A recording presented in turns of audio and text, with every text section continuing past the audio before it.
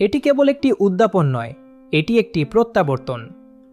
1 মাসের ক্ষুধা, সংযম আর রাতের নিস্তব্ধতায় ফিসফিসে প্রার্থনার পর তুমি এখানে এসে পৌঁছাও।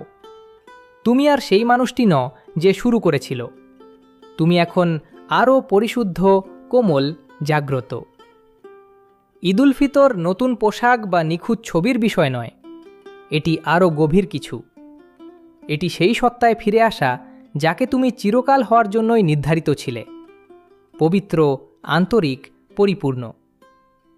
তোমাকে এমন এক হৃদয় দিয়ে সৃষ্টি করা হয়েছে যা স্বভাবতই কল্যাণের দিকে ঝোঁকে। আর রমজান ছিল সেই সত্যে ফিরে যাওয়ার তোমার যাত্রা।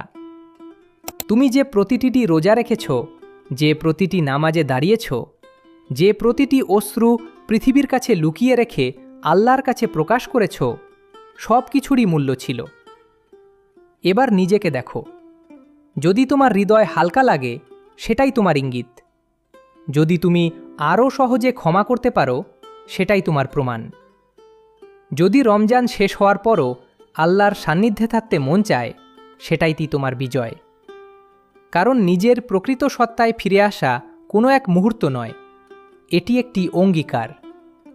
তাই এটিকে শেষ হতে দিও না, এটিকে তোমার শুরু হতে দাও।